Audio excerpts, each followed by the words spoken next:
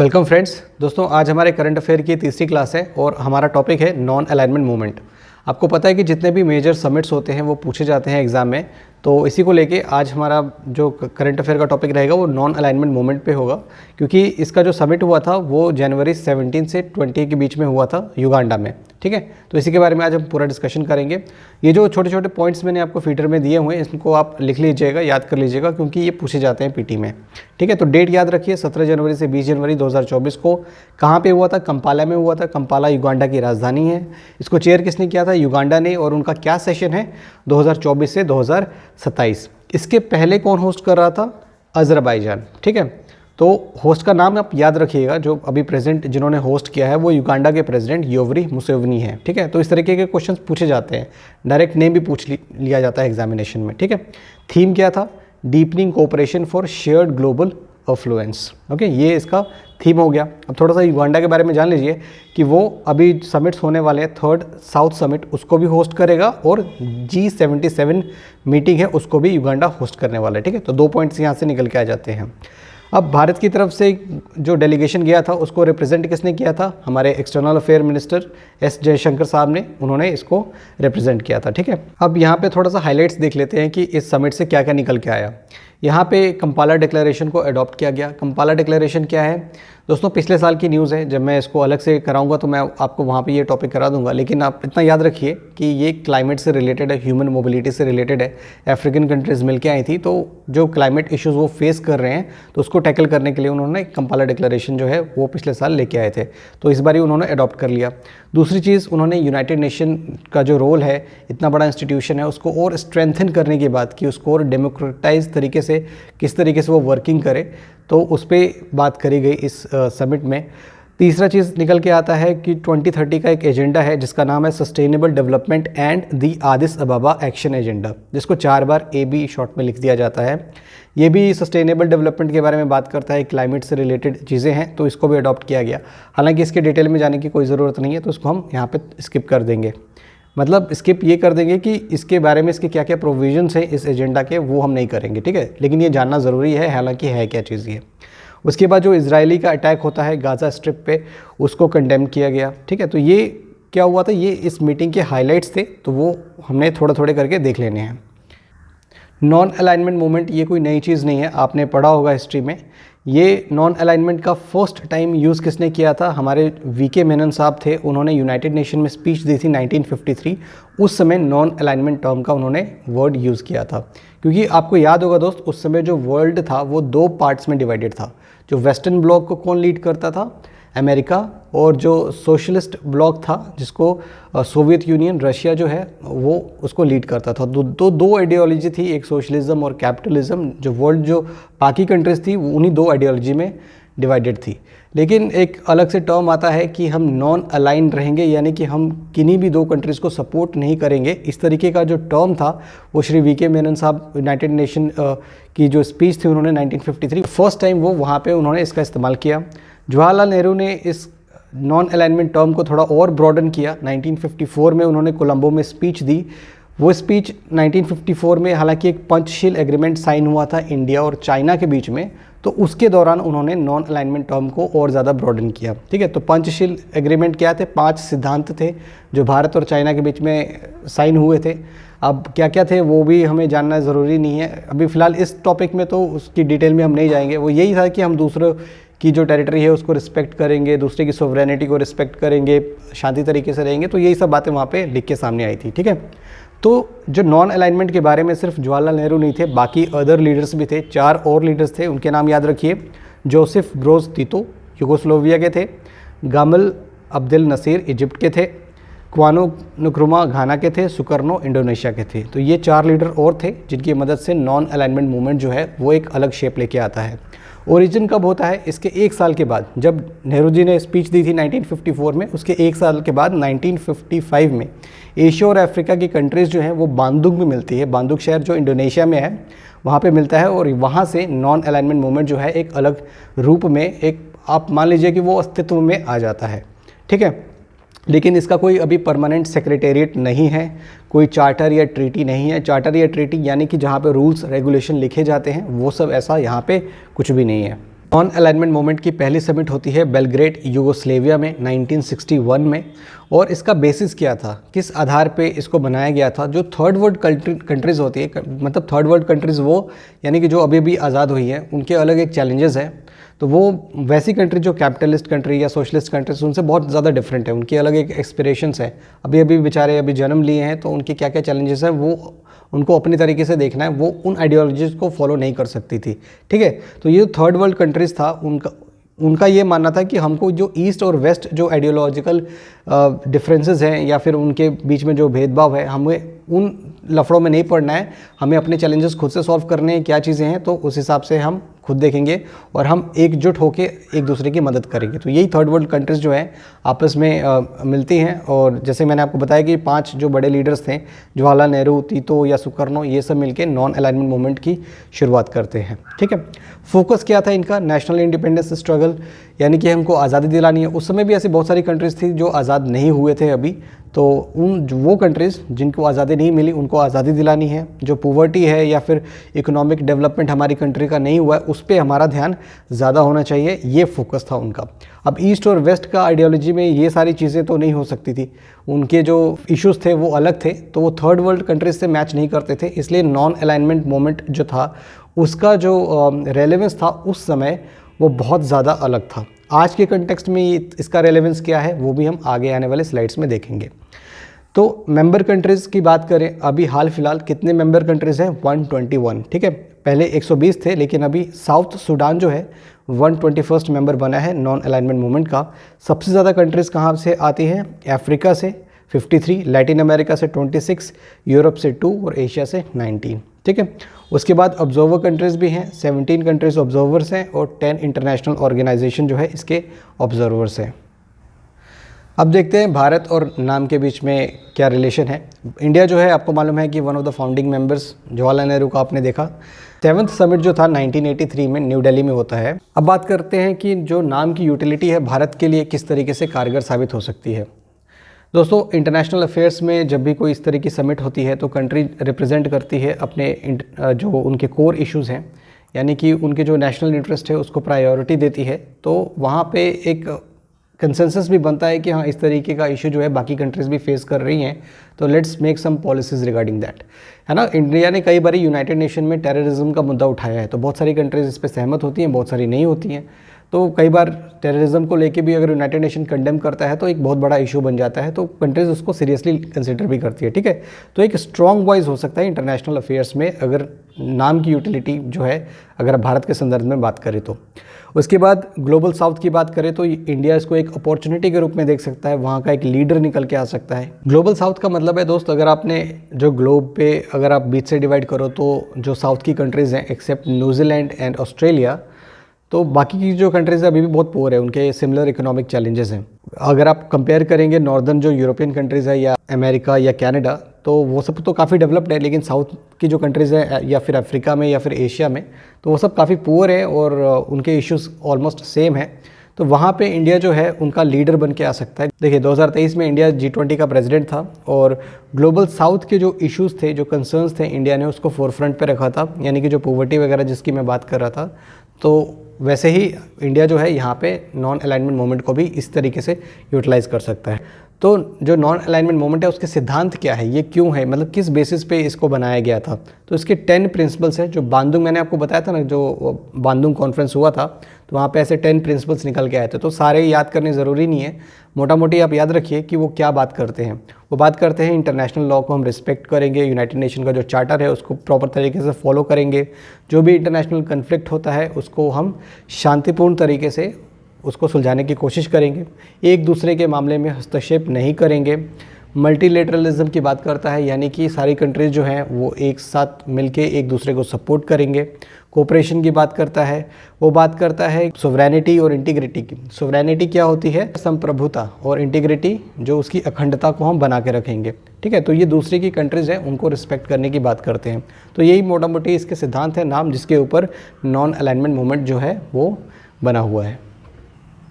अब दोस्त इसका समिट युगांडा में हुआ था, कंपाला में, तो इसके आसपास कौन कौन सी कंट्रीज़ आती हैं वो सब आपको याद करना ज़रूरी है। साउथ सूडान और democratic Republic of Congo, Kenya वगैरह, तो ये सब आप मैप पे देख लीजिएगा, ठीक है, क्योंकि ये पीटी में इस तरीके के क्वेश्चन पूछे जाते हैं। अब पंचशील के बारे में मैं आपको बता रहा था कि इंडिया और चाइना के बीच में ये साइन हुआ था 1954 में। इसके 5 सिद्धांत थे, तो वो सब जाना ज़रूरी नहीं है, बस वही मोटा मोटी यही है कि एक दूसरे के टेरिटरी को रिस्पेक्ट करना है, शांति बनाए रखनी है, तो यही सब बात करते हैं वो, ठीक है। अब नाम का रेलेवेंस देख लेते हैं, ये काम की चीज़ है, क्योंकि मैंने आपको बताया था कि नाम का जो रेलेवेंस था उस समय में वो था, क्योंकि उस समय बहुत सारे जो कंट्रीज़ थे अभी आज़ाद हो रहे थे और वो दोनों तरफ की आइडियोलॉजी से बिल्कुल भी अपने आप को फिट नहीं बैठा पा रहे थे। तो लेकिन आज के टाइम में नाम का रेलेवेंस क्या है? आज के टाइम में बात करता है कि जो यूनाइटेड नेशन सिक्योरिटी काउंसिल है उसको रिफॉर्म करने की ज़रूरत है। आपको पता है कि 121 कंट्रीज़ हैं, तो क्या अगर 121 कंट्रीज़ इस बारे में बात करेंगी और यूनाइटेड नेशन ना सुने, ऐसा हो सकता है? बिल्कुल नहीं हो सकता है ना। वो बात करते हैं कि यूनाइटेड नेशन का वर्किंग जो है वो डेमोक्रेटिक तरीके से होना चाहिए।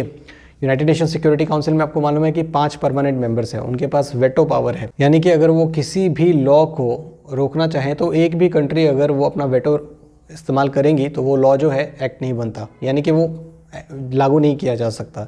तो उनके पास तो एक यूनिलेटरल पावर है, सुप्रीमेसी है, तो ये डेमोक्रेटिक कहाँ से हुआ? तो इसी की बात करता है कि जो यूनाइटेड नेशन सिक्योरिटी काउंसिल है उसको डेमोक्रेटिक करने की ज़रूरत है। सभी कंट्रीज़ के पास कुछ ना कुछ पावर्स होनी चाहिए, क्योंकि यूनाइटेड नेशन तो एक ग्लोबल इंस्टीट्यूशन है, वो तो किसी कंट्री का नहीं है। तो 5 कंट्रीज़ के पास इतनी ज़्यादा पावर क्यों? उसके बाद टेरिटोरियल इंटीग्रिटी की बात करता है, क्योंकि बहुत सारे कंट्रीज़ में बाउंड्री डिस्प्यूट होते रहते हैं और वो आपस में लड़ते रहते हैं, तो यहाँ पे नाम का रेलेवेंस है कि वो बहुत सारी कंट्रीज़ मिलके जो है उनके इश्यूज़ को सुलझाएं। उसके बाद ये कॉलोनियल सुप्रीमेसी जो है उसके अगेंस्ट एक डेटरेंट का काम करेगी। कॉलोनियल सुप्रीमेसी अब क्या देश अभी भी दूसरे को गुलाम बनाती है? हाँ, ऐसे बहुत सारे तरीके हैं, जैसे न्यू कॉलोनियलिज्म का आप जानते होंगे कॉन्सेप्ट आज के टर्म में। जैसे अब चाइना का एक बेहतरीन एग्जांपल ले सकते हैं। चाइना क्या करता है कि जब भी किसी देश में इंफ्रास्ट्रक्चर बनाता है तो उस देश को बहुत सारे लोन दे देता है, और फिर जब वो देश लोन चुका नहीं पाती तो वो उस प्रोजेक्ट को ओवरटेक कर लेता है, यानी कि उस कंट्री को ही एक तरीके से मानिए कि उसकी इकोनॉमी जो है चाइना के ऊपर डिपेंड हो जाती है। तो ये क्या है कि एक सुप्रीमेसी है, कॉलोनियल माइंडसेट की सुप्रीमेसी ही है जो चाइना भी गेम खेल रहा है अपने BRI प्रोजेक्ट के तहत। इस तरीके की जो पॉलिसी दूसरी कंट्रीज़ अपनाती है, यानी कि सुप्रीमेसी की जो पॉलिसी है उसके खिलाफ एक डिटरेंट का काम कर सकती है। उसके बाद जो साउथ साउथ कोऑपरेशन है वहाँ पे इसका रोल बहुत अहम हो जाता है, क्योंकि ये मल्टीलेटरल कोऑपरेशन की बात करता है। 121 कंट्रीज़ अपने इश्यूज़ को सामने रखेंगी और उनको टैकल करने के लिए सारी की सारी कंट्रीज़ जो हैं एक साथ कोशिश करेंगे, ठीक है। अब देखिए साउथ साउथ कोऑपरेशन में मैंने आपको बताया ना, उनके साथ जो इश्यूज़ हैं सेम है, जैसे उनके पास डेप्ट है या पॉवर्टी है, तो इस तरीके का इशू जो है सभी कंट्रीज़ ऑलमोस्ट फेस कर रही हैं। उसके बाद ये बात करते हैं सुवरेनिटी की। सुवरेनिटी क्या होती है? संप्रभुता, यानी कि अगर मैं कोई कंट्री हूँ तो मुझे मेरे डिसीजंस लेने के लिए किसी दूसरे कंट्री से नहीं पूछना है, ये मेरी आज़ादी है, मैं कुछ भी करना चाहूँ दैट इज़ माई विश। अपने जो पढ़ा था कि 10 प्रिंसिपल्स ऑफ नाम, उसमें ये बात करता है कि वो सुवरेनिटी की रिस्पेक्ट करते हैं, यानी कि दूसरे की कंट्री में पॉलिसी कैसी होनी चाहिए, सोशलिज्म होना चाहिए, कैपिटलिज्म होना चाहिए, मिक्स्ड इकोनॉमी होनी चाहिए, क्या होनी चाहिए वो उनको डिसाइड करने दो, हम उसमें हस्तक्षेप नहीं करेंगे। कि आपको पता है कि जो अमेरिकन फॉरेन पॉलिसी है वो इसी तरीके से चलती आ रही है। आपने देखा होगा मिडिल ईस्ट में वो बहुत ज़्यादा हस्तक्षेप करते रहते थे, तो वो नाम जो है इस तरीके की आइडियोलॉजी को बिल्कुल भी सपोर्ट नहीं करता है। ये बात करता है ग्लोबल पीस की।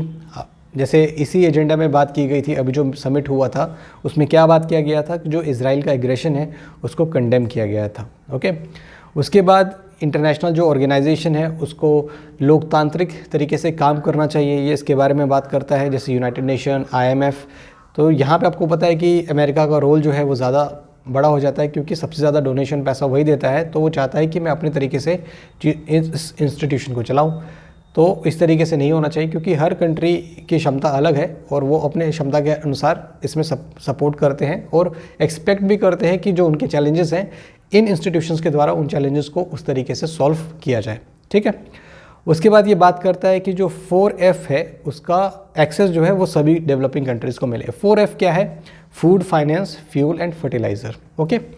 उसके बाद अगर कोई क्राइसिस आती है दुनिया में कहीं पे भी, तो 121 कंट्रीज़ हैं वो एक दूसरे की सपोर्ट करेंगे और मदद करेंगे, उसमें इसका रेलेवेंस बढ़ जाता है। और जितने इंटरनेशनल डिस्प्यूट्स हैं उसका हम शांतिपूर्ण तरीके से उसका निवारण करेंगे। और एक और नया कॉन्सेप्ट निकल के आता है एक्टिव नॉन अलाइनमेंट। दोस्तों नॉन अलाइनमेंट क्या था कि हम कहीं पे भी बिल्कुल जो है दोनों आइडियोलॉजी में अपने आप को फिट नहीं बैठा सकते, लेकिन एक्टिव नॉन अलाइनमेंट क्या बात करता है, ये अपने नेशनल इंटरेस्ट को आगे बढ़ाता है। यानी कि अगर मुझे लगेगा कि मुझे मेरा नेशनल इंटरेस्ट यहाँ पे फुलफ़िल होता दिखता है तो मैं बिल्कुल वेस्टर्न ब्लॉक को सपोर्ट कर सकता हूँ या ईस्टर्न ब्लॉक को सपोर्ट कर सकता हूँ, वहाँ पे तो मैं जाऊँगा ही जाऊँगा, है ना। आपने देखा होगा कि इंडिया जो है अमेरिका से हथियार खरीदता है, तेल खरीदता है, फिर रशिया से भी खरीदता है, तो दोनों जगह से अपना जो है काम चला रहा है। तो ये एक्टिव नॉन अलाइनमेंट हो गया। तो नॉन अलाइनमेंट मूवमेंट में इंडिया का तो बहुत बड़ा रोल रहा ही है, लेकिन यहाँ पे जब अपॉर्चुनिटी आती है तो उसको यूटिलाइज़ करने में भी इंडिया पीछे नहीं हटता, ठीक है। अब बात करते हैं कि नाम के साथ क्या क्या चैलेंजेस हैं। दोस्तों अभी जैसे हमने देखा कि उस समय जो नाम का रेलेवेंस था और अभी जो नाम का रेलेवेंस है बहुत ज़्यादा फ़र्क है। तो हमें कहीं ना कहीं इसका जो रेलेवेंस है आज के टाइम में खोता हुआ दिखाई देता है, क्योंकि भारत, मैंने जैसे आपको बताया ना कि जब भी ग्लोबल पॉलिटिक्स में क्या करता है, अपना नेशनल इंटरेस्ट आगे रखता है। भारत क्या मतलब कोई भी कंट्री जो है अपना नेशनल इंटरेस्ट आगे रखेगी, तो कहीं ना कहीं वो अपॉर्चुनिटी को यूटिलाइज़ करने के चक्कर में ऐसे दिखते हैं कि यार ये तो मतलबी देश है, मतलब अपने काम से काम रखते हैं। तो नाम का तो ऐसा कुछ था नहीं, वो तो म्यूचुअल कोऑपरेशन की बात करते थे। तो हालांकि हाँ उनके प्रिंसिपल से थोड़ा सा हटके है, तो हमें दिखता है कि हाँ उनका जो रेलेवेंस है अभी खोता हुआ नज़र आ रहा है, ठीक है। अभी जो वर्ल्ड ऑर्डर है उसमें काफ़ी ज़्यादा बदलाव हमको देखने को मिला है। पहले बाइपोलर होता था, जैसे ईस्ट और वेस्ट, जैसे मैंने आपको बताया, तो अभी ये मल्टीपोलर ग्लोबल सिस्टम हो चुका है। बहुत सारी कंट्रीज़ ने अलग अलग ब्लॉक बना लिए हुए हैं, तो अब वो उस ब्लॉक में रह के अपने इश्यूज़ को उठाते हैं और जो भी चैलेंज होता है उसके हिसाब से वो पॉलिसी बनाते हैं, फंड करते हैं और सपोर्ट करते हैं। तो वर्ल्ड ऑर्डर में अभी जो है बहुत ज़्यादा बदलाव आ गया है। नेक्स्ट पॉइंट है कि जो नॉन अलाइनमेंट मूवमेंट है, यहाँ पे कंट्रीज़ मिलती तो हैं लेकिन वो सिर्फ अपने इश्यूज़ हैं उसके बारे में ही बात करेंगी, अपने जो एजेंडा है उसके बारे में डिस्कस करेंगी। मतलब जैसे ग्लोबल पॉलिटिक्स के बारे में, ग्लोबल इश्यूज़ के बारे में जो बात होनी चाहिए उस तरीके का एजेंडा जो है यहाँ पे डिस्कस नहीं किया जाता। जैसे ग्लोबल इश्यूज़ क्या हो सकते हैं, जो क्लाइमेट चेंज है उसके रिलेटेड आप क्या कर रहे हो, बहुत सारी चीज़ें हैं। पुवर्टी तो ऐसा है कि एक देश में नहीं है, हर जगह आपको देखने को मिलेगा। पैंडेमिक है, उससे पूरे वर्ल्ड में इफ़ेक्ट पड़ सकता है, तो उसके रिलेटेड क्या पॉलिसीज़ होनी चाहिए वो भी जो नॉन अलाइनमेंट मूवमेंट है उसमें हमें कहीं देखने को नहीं मिलता है। उसके बाद ये टूथलेस ऑर्गेनाइजेशन है, मतलब ना कोई इनके पास चार्टर है, ट्रीटी है, स्ट्रिक्ट रूल्स है, कुछ नहीं है, बस आके डिस्कशन कर देते हैं और चले जाते हैं, फिर भूल जाते हैं सब। ओके, अब दूसरी जो अलाइंसेस की अगर हम बात करेंगे कि अभी जो अलाइंसेस बनी है हाल फिलहाल में, जैसे I2U2 है या क्वाड है, ये बहुत ज़्यादा एग्रेसिव अलाइंसेस हैं और बहुत ही ज़्यादा कॉन्टेक्स्ट स्पेसिफिक है। यानी कि जो इनके इश्यूज़ हैं, जो सिद्धांत हैं कि हाँ, जैसे क्वाड का फॉर्मेशन हुआ था कि जो चाइना का यहाँ पे आपने देखा होगा इंडियन ओशन और पैसिफिक ओशन में जो इनका बिहेवियर था, तो उसको रोकने के लिए क्वाड जो है वो बना था। और इनकी जो मीटिंग्स होती है हमेशा होती रहती है, डिफेंस मीटिंग होती है, चाहे आप फॉरेन मिनिस्टर की मीटिंग बोल ले, तो ये अलग अलग प्रकार की मीटिंग करते रहते हैं। यानी कि बहुत एग्रेसिव तरीके से और बहुत सिस्टमेटिक तरीके से ये जो अलग अलग ब्लॉक्स हैं, अलाइंसेस हैं, वो काम करती हैं as compare to non alignment movement जो है। उसके बाद देखिए लीडरशिप कुछ है नहीं। उसके बाद इन 121 कंट्रीज़ की अगर हम बात करें तो यहाँ पे एक भी लीडर निकल के नहीं आता। अब देखिए ना, इस बात से आप अंदाज़ा लगा सकते हैं कि जो नॉन अलाइनमेंट मूवमेंट का मीटिंग हुआ था उसमें मोदी साहब तो गए नहीं थे। कौन गए थे? फॉरेन अफेयर के मिनिस्टर जयशंकर साहब। तो अगर ये इतना ही बड़ा समिट रहता तो मोदी जी खुद जाते, है ना। तो एक लीडरशिप भी कहीं ना कहीं इसमें मिसिंग होती हुई दिखती है। इनके कंट्रीज़ के बीच में खुद ही आइडियोलॉजिकल इश्यूज़ हैं, क्योंकि बहुत सारी कंट्रीज़ सोशलिज़म को फॉलो करती है, बहुत सारी कंट्रीज़ कैपिटलिज्म को फॉलो करती है। यहाँ तक हाल ये है कि जो कंट्रीज़ सोशलिज़म चलाते रहते हैं और सपोर्ट कहाँ से लेते हैं? अमेरिका से, यानी कि वो कैपिटलिस्ट कंट्री से सपोर्ट लेते हैं। तो ये इनके बीच का इशू है। नेक्स्ट है कि जो रीजनल ऑर्गेनाइजेशंस हैं वो बहुत अच्छा रोल प्ले कर रही हैं। जैसे मैंने आपको बताया था अभी, जो अलग अलग अलाइंसेस थे, क्वाड, I2U2, वैसे ही जो आसियान, SCO, ब्रिक्स, ये थोड़े से पुराने हो चुके हैं अभी, तो ये ज़्यादा अच्छा रोल प्ले कर रही हैं इनसे। उसके बाद कोई क्लियर कट पॉलिसीज़ नहीं है इनके पास। जो हमारे ग्लोबल इश्यूज़ हैं, क्लाइमेट चेंज, साइबर सिक्योरिटी, अभी जो है जैसे आर्टिफिशियल इंटेलिजेंस, इसके रिलेटेड क्या पॉलिसी होनी चाहिए, इनके पास कुछ भी नहीं है अभी के टाइम में। दोस्त, नॉन अलाइनमेंट जो है वो एक आइडियोलॉजिकल कॉन्सेप्ट दिखता है, इसमें कहीं भी कुछ प्रैक्टिकल चीज़ नहीं दिखाई देती है। मल्टी अलाइनमेंट जो है वो ज़्यादा प्रैग्मेटिक अप्रोच है। तो ये सारे चैलेंजेस जो है हमने नाम के साथ देखे। लास्ट में आ जाता है कंक्लूजन। तो कंक्लूजन क्या होना चाहिए, मैंने आपको बताया था कि जब भी आप वे फॉरवर्ड देते हैं तो एक पॉजिटिव नोट के साथ ख़त्म करिए। तो अभी जो हमारा वर्ल्ड ऑर्डर सिस्टम है उसके हिसाब से नाम को अभी बदलना चाहिए। क्या क्या इश्यूज़ हैं उन इश्यूज़ को ध्यान में रख के इसके खुद के स्ट्रक्चर में बदलाव लाना चाहिए, ठीक है। तो ये कैसे कर सकते हैं, जो इनका एरिया ऑफ इंटरेस्ट है उसको थोड़ा सा बढ़ाइए। जैसे अभी वर्ल्ड वाइड इश्यूज़ क्या क्या फेस करनी पड़ती है हमको, ग्रीन हाउस गैस एमिशंस हैं या फिर हेल्थ कंसर्न्स हैं, जैसे मैंने पेंडेमिक के बारे में बात की, drug trafficking, cyber security, artificial intelligence, ऐसी बहुत सारी चीज़ें हैं जिनके ऊपर इनको काम करने की ज़रूरत है। उसके बाद अभी तो हमने टेक्नोलॉजी की बात की, लेकिन जो इनइक्वालिटी है, असमानता जिसके लिए बनाया गया था, उसको देखने की ज़रूरत है। क्योंकि आप देखिए जो दुनिया के सबसे अमीर आदमी है 1%, वो दुनिया का 70% से ज़्यादा वेल्थ उनके पास है, ऐसा ऑक्सफैम की रिपोर्ट कहती है। तो असमानता तो खैर बहुत ही ज़्यादा है, क्योंकि 1% 70% का जो पूरा वेल्थ है उनके पास पड़े, तो 99% के पास क्या है, वो डिवाइड कर लीजिए 30% में, तो उसको एड्रेस करने की ज़रूरत है। तो नाम एक प्लेटफॉर्म बन सकता है कि जो इकोनॉमिक डिस्पैरिटीज़ अभी हमें देखने को मिलती है उसको एड्रेस करने के लिए, ओके। और भारत और नाम के बीच में आपने देखा था, लेकिन अभी देखिए इंडिया जो है वो बिल्कुल कमिटेड है जो भी ऑब्जेक्टिव्स और प्रिंसिपल्स नॉन अलाइनमेंट मूवमेंट के हैं उसके लिए। आपने देखा था कि जो फ़लस्तीनियन कॉज था, भारत ने उसके लिए सॉलिडारिटी भी दिखाई थी। ये नहीं कि ना इजराइल ने अच्छा किया, मार दिया, ये वो सब आप इस तरीके की लैंग्वेज जो व्हाट्सअप और फेसबुक पे चलता रहता है वो यहाँ पे इस्तेमाल नहीं करिएगा, ठीक है। तो दोस्त आज ये हमारा टॉपिक ख़त्म होता है, और मुझे मालूम है कि आपको थोड़ा सा बैकग्राउंड नॉइज़ भी मिला होगा, बिकॉज़ मेरी मजबूरी है कि मैं जहाँ पे अभी वीडियो बना रहा हूँ वहाँ पे गाड़ियाँ जो है बहुत ज़्यादा चल रही हैं। तो I hope you will bear with me. चलिए फिर हम नेक्स्ट वीडियो में मिलेंगे जल्द ही। करंट अफेयर और ऐसे की क्लास भी आपकी जल्दी शुरू होने वाली है, ठीक है। तो चलिए मिलते हैं नेक्स्ट वीडियो में, तब तक के लिए धन्यवाद। जय हिंद।